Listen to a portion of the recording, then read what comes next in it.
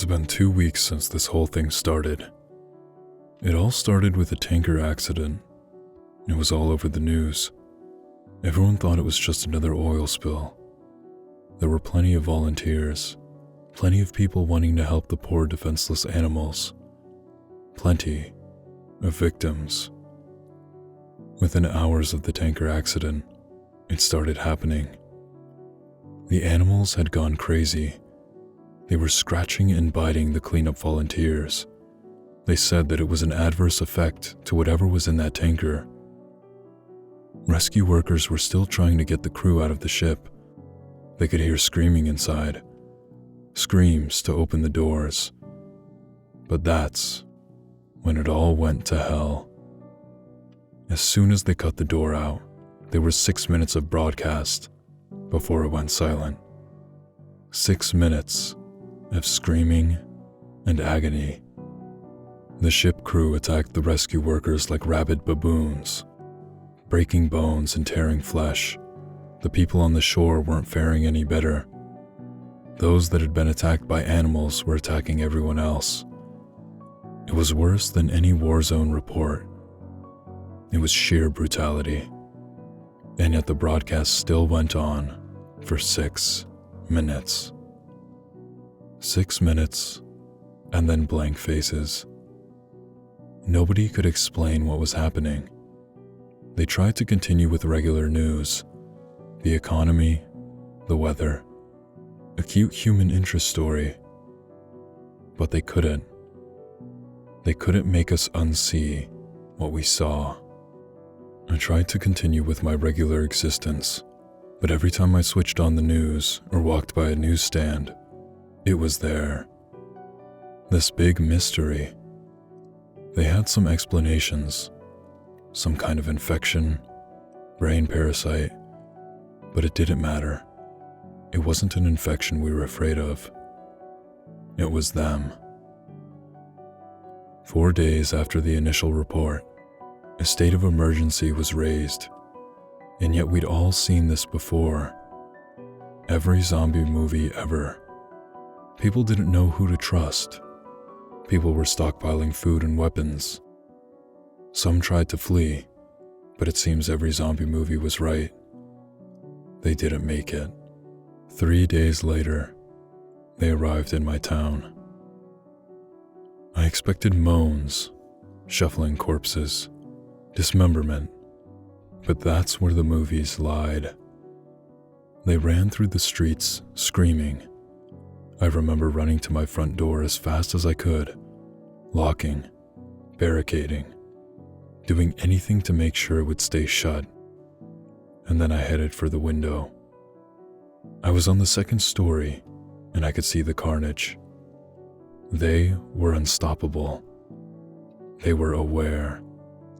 A group of them made their way through a building across the street. They jumped straight through the plate glass windows. Even the shards slicing through them made no difference.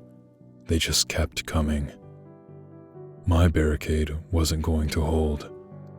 I rushed around my flat, grabbing supplies and jamming them into the most secure room. I went back for one last look across the street, and I wish I hadn't. In a second-story window, my face met one of theirs. They knew where I was. I quickly dashed into the room and locked the door. I don't have any kind of panic room or a secure basement, so the safest place I could think of was my bathroom. No windows, one door with a lock. I had filled my sink and bathtub full of water so I could stay for a while. I sat there in the dark room with the distant screams in my ears. I began to feel like I may have overreacted. It had been 2 hours and no sign of them. It actually got quieter, and I thought they had moved on. Maybe I could leave the room, get to the kitchen, grab more food to wait it out. A crash came from the front door. The sound of someone running full force into the door and knocking down the barrier behind it. There were a couple more crashes before I knew they were inside. Rapid footsteps moving around the flat. A couple screams, and then a bang on the wall beside me. My eyes were open to their widest, even in the pitch black darkness of the room. Another bang, and another. They knew I was there, and they knew I was scared. This was the zombie nightmare I had been expecting from the start. I had nowhere to run. There was only so much time before they would break in. I sat with my back to the door, hoping my extra weight would make it harder for them to get in. And then it got worse. "Why don't you open the door?" A voice on the opposite side of the door. No screams, no moans. Just a quiet, whispery voice. And then more of them. "We've come for you. You'll be happier if you open the door. It's not so bad." The whispery voices became a cacophony of noise trying to persuade me, to break me, to fool me.